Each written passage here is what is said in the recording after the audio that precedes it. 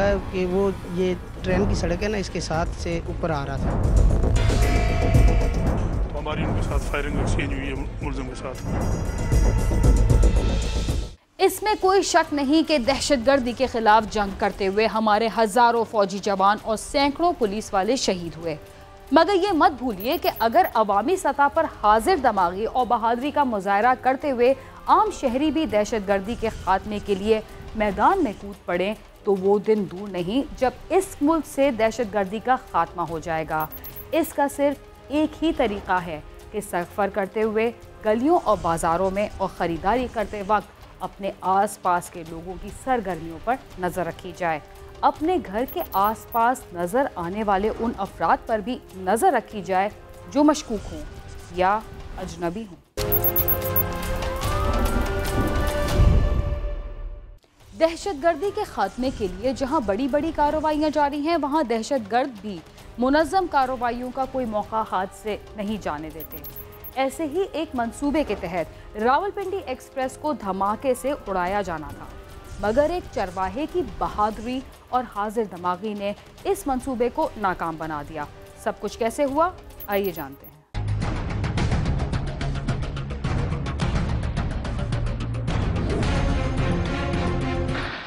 Rawalpindi express, जिसमें मासूम शहरी कराची की तरफ रवाना थे, इस ट्रेन को 28 जनवरी 2016 की सुबह बम से उड़ाने का मंसूबा बना लिया गया था और दहशतगर्द डुमेली काला पुल के करीब पहुंचकर अपनी कार्रवाई शुरू कर चुका था। उसने ट्रेन को धमाके से उड़ाने के लिए रेलवे ट्रैक पर बारूदी मवाद नस्ब करना था। उसका हदफ यही काला पुल था, मगर एक चरवाहे की हाजिर दिमागी से कई कीमती जानें बच गयीं। दहशतगर्द ट्रेन की पटरी के पास पहुंचा तो रेलवे मुलाजिम ने दूर से उसे देखकर पटरी पर बैठने की वजह पूछी और पटरी से हटने को कहा, मगर दहशतगर्द ने इस पर फायरिंग कर दी। ऊपर पहाड़ पर चरवाहा नवीद अपनी बकरियां तलाश कर रहा था। उसने ये मंजर देखा और जीटी रोड पर मौजूद मोटरवे पुलिस को इत्तला कर दी। मैं आया हूँ और देखा है कि वो ये ट्रेन की सड़क है ना, इसके साथ से ऊपर आ रहा था। मैंने पूछा कि तुम इधर क्या ले रहे हो, क्या रखा है। मैं मुलाजमों को फ़ोन करता हूँ।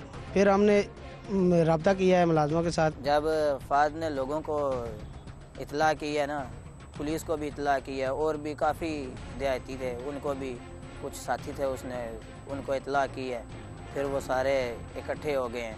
जब वो इधर नीचे गया ना तो फिर सारे इकट्ठे हो गए हैं देहात के लोग। मैं आया हूँ और देखा है कि वो ये ट्रेन की सड़क है ना, इसके साथ से ऊपर आ रहा था। तो हमारी उनके साथ फायरिंग एक्सचेंज हुई है मुलजिम के साथ। चरवाहे और रेलवे मुलाजिम ने दहशतगर्द का पत्थरों से मुकाबला किया और उसको पत्थर मारे, जिसकी वजह से दहशतगर्द ने दौड़ लगा दी और भागते हुए फायरिंग के साथ साथ ग्रेनेड भी फेंके। मैं आया हूँ और देखा है कि वो ये ट्रेन की सड़क है ना, इसके साथ से ऊपर आ रहा था। तो हमारी उनके साथ फायरिंग एक्सचेंज हुई है मुलजिम के साथ। जिस वक्त उसने फायर किया, हमने उसे पत्थर मारा, वो भागकर नीचे गया है, वो पुली के नीचे चला गया है।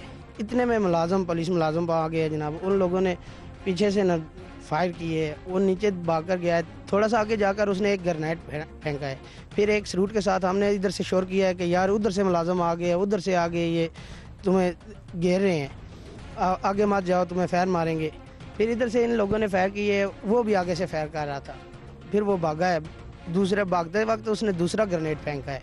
जिस वक्त दूसरा ग्रेनेड फेंका है तो फिर आगे थोड़ा सा गया है ना, वो गिरा है। गिरते वक्त उसके पास वो ग्रेनेड फटा है, उसके साथ वो उड़ गया है। निहत्ते चरवाहे को जब ये पता चला कि उसके सामने एक दहशतगर्द मौजूद है तो उसने दहशतगर्द का मुकाबला कैसे किया, आइए जानते हैं। दहशतगर्द मुकामी लोगों के आने पर अपनी कार्रवाई पूरी ना कर सका और मौके से भाग पड़ा, मगर उसे मुकामी लोगों और पुलिस ने घेरे में ले लिया था। पुलिस के मुताबिक दहशतगर्द जब घेरे में आ गया तो उसने खुद को ग्रेनेड से उड़ा लिया। ये मशकूक आदमी जो ट्रैक के नज़दीक जो है पाया गया और इसके पास मुसल्ला था ये ग्रेनेड से, और ये उसका ट्रैक पे प्लांट करने की कोशिश कर रहा था चीज़ें। तो लोकल लोगों ने देखा है, उन्होंने फिर पुलिस को इत्तला दी है। पुलिस मौके पे पहुंची है। तो इसे इंटरसेप्ट किया है। उसके बाद इसने फायरिंग की है पुलिस पे, पुलिस ने भी फायर किया आगे से, और ये फिर इसने दौड़ना शुरू किया है। और फिर जैसा जहाँ पर खड़े हुए हैं यहाँ पे तकरीबन 500-600 मीटर के फासले पे जाके इसने अपने आप को एक्सप्लोड कर लिया उसी ग्रेनेड से, जिससे इसकी डेथ हो गई। दहशतगर्द ने बारूदी मवाद रेलवे ट्रैक पर लगाना था, मगर चरवाहे की अक्लमंदी से पुलिस बरवक्त पहुंच गई। दहशतगर्द ने पुलिस पर फायरिंग की और ग्रेनेड भी फेंके। प्राइवेट बंदे ने कॉल की थी हमें ना, मोटरवे वालों को, इधर को मशकूक आदमी रेलवे ट्रैक पे फिर रहा है। तो मोटरवे वालों ने हमें, मैं और SHO इधर पहुंच गए मौके पे। तो हमारी उनके साथ फायरिंग एक्सचेंज हुई है मुलजिम के साथ ना। उसने हमारे ऊपर ग्रेनेड भी फेंके हैं, तो जो अभी हमने भी फायरिंग की है। दहशतगर्द गाड़ी में आया था और ट्रैक के साथ पहाड़ी की दूसरी तरफ अपनी गाड़ी खड़ी की और पहाड़ी अबूर करके ट्रैक की तरफ आया। इतला मिलने पर बड़ी तादाद में मुकामी लोग भी मौके पर पहुंच गए। ट्रैक को भी क्लियर करवा रहे हैं, चेक कर रहे हैं कि कहीं सारा ट्रैक जो है उसकी स्वीपिंग हो जाए। और वो जो इसकी एक कार है वो खड़ी हुई है, तो उसको भी हम जो है वो करवा रहे हैं, उसकी BDS, उसके अंदर कुछ चीजें हैं। दहशतगर्द ट्रैक के करीब लगी झाड़ियों का फायदा उठाते हुए बहुत दूर तक भागता रहा, मगर पुलिस की गोलियां उसका ताकुब कर रही थीं और एक गोली उसकी टांग पर लगी, जिसकी वजह से वो गिर गया। दहशतगर्द करीबी नाला अबूर करना चाहता था, मगर गोली लगने से नाकाम हो गया। दहशतगर्द के पास से पुलिस ने 12 ग्रेनेड, 3 पिस्टल, 12 डेटोनेटर्स, इलेक्ट्रिक तार और एक रिमोट बरामद किया है। इब्तदाई तहकीकात में दहशतगर्द का नाम मोहम्मद उजैर मालूम हुआ है और वो रावलपिंडी परेड ग्राउंड का रिहायशी है। चारसदा वाक़े के बाद ये दूसरी मिसाल है कि जब दहशतगर्द की इतला मिलने पर शहरी भी मौके पर पहुंच गए और दहशतगर्द अपने मजमूम मकासद में कामयाब ना हो सका, जिसकी वजह से कई कीमती जानें ज़ाया होने से बच गई। कैमरामैन नदीम शेख के साथ नईम जजुआ, समा, रावलपिंडी।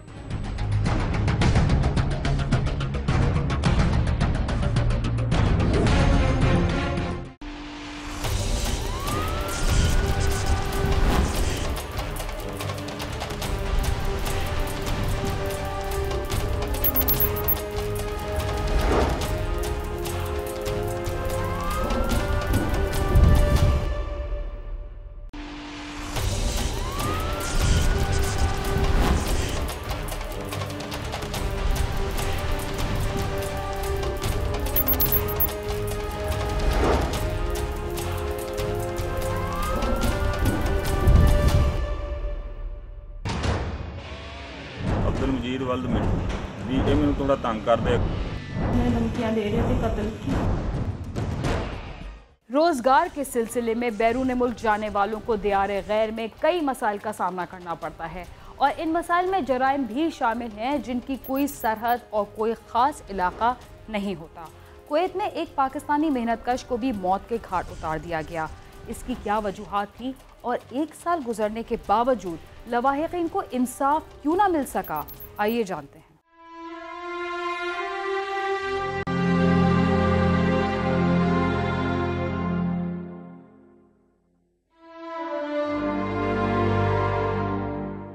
खानीवाल की तहसील मियां चन्नू के रहायशी गुलाम सरवर की तलम्बा रोड पर वर्कशॉप है। उसका बेटा अबाद अली चंद साल कबल रोजगार के सिलसिले में कुवैत चला गया, जहां एक कंपनी में वो मैनेजर के ओहदे पर मुलाजमत करने लगा।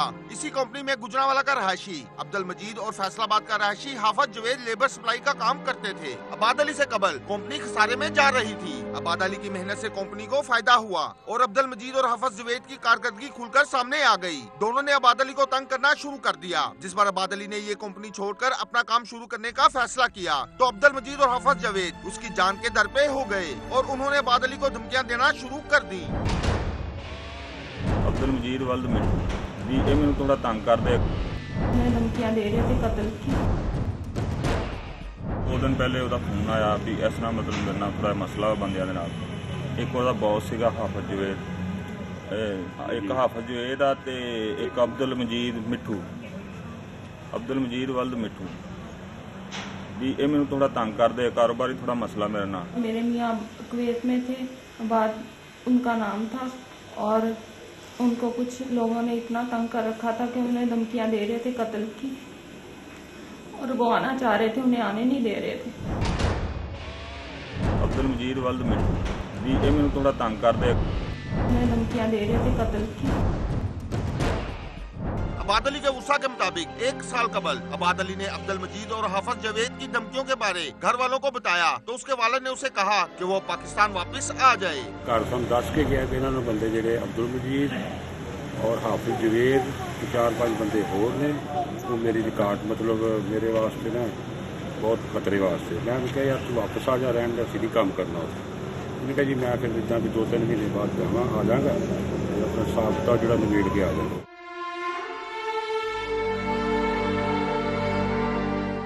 इबाद अली निहायत परेशान था। घर वालों ने उसे वतन वापस आने को कहा। वो वतन तो वापस पहुंच गया, मगर जिस हाल में पहुंचा उससे घर वालों पर कयामत गुजर गई।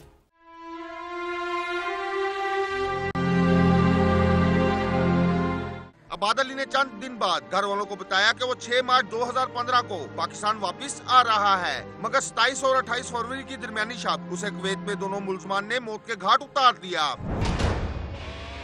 अब्दुल मजीद वल्द मिट्टू जी ये मैंने थोड़ा तंग कर दे, धमकियां दे रहे थे कत्ल की।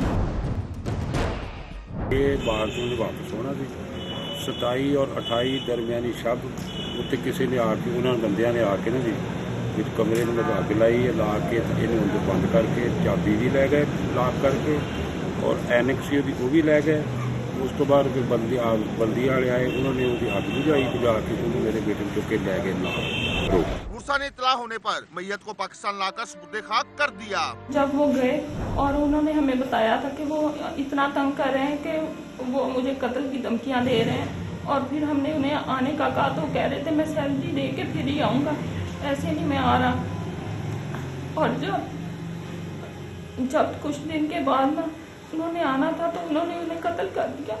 फिर उन्होंने कत्ल कर दिता।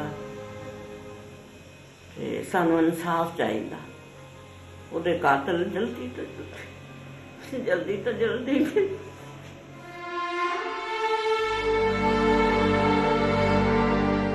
वुर्सा ने मुकदमा तो दर्ज करवा दिया, मगर 1 साल गुजरने के बावजूद उन्हें इंसाफ ना मिल सका। आखिर इसकी क्या वजह है, आइए जानते हैं।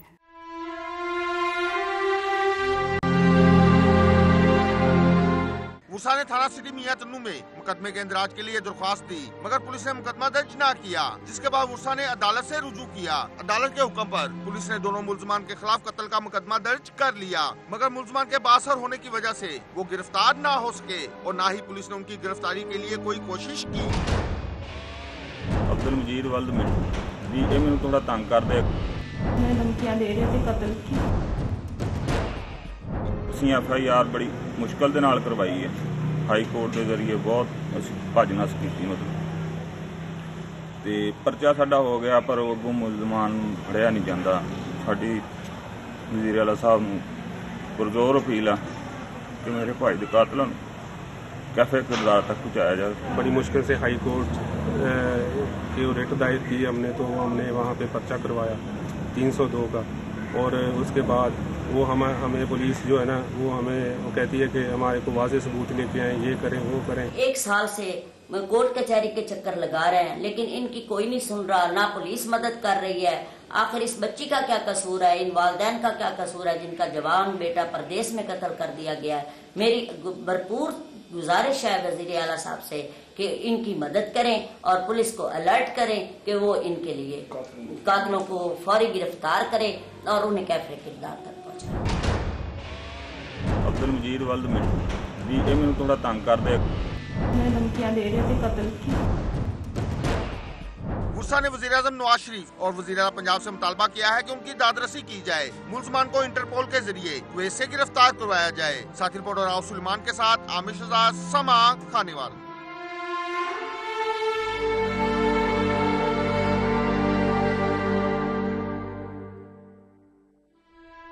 2016 के पहले ही माह के दौरान कराची में 3 बैंकों को लूट लिया गया।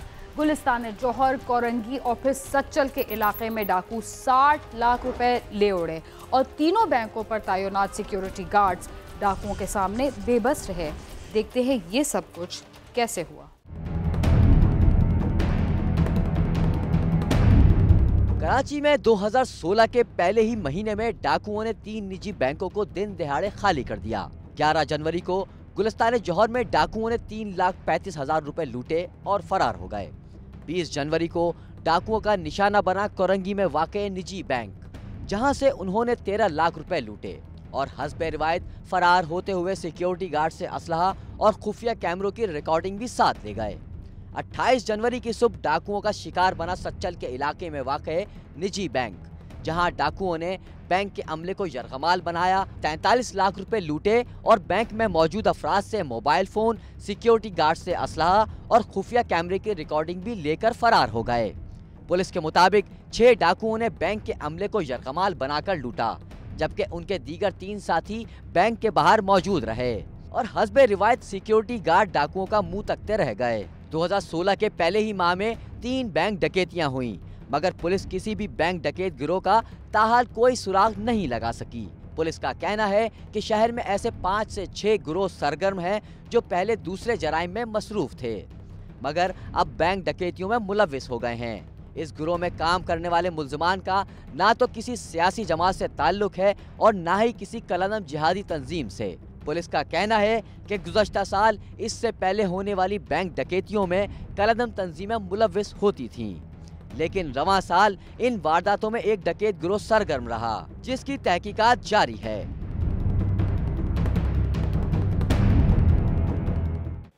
गोली चलाने वाले ये नहीं देखते कि मरने वाला कितने अफराद का सहारा था, उन्हें तो बस पैसा और सामान चाहिए होता है। अगर पुलिस अपने फ़राइज़ की अंजामदही से गाफिल ना हो तो ऐसे वाक़यात में कमी मुमकिन है। इसके साथ ही क्राइम सीन अपने अख्ताम को पहुंचता है। अगर आप हमसे रब्ता करना चाहते हैं तो हमारा पता है cs@sama.tv। इसके अलावा फेसबुक और ट्विटर पर भी हमसे रब्ता कर सकते हैं।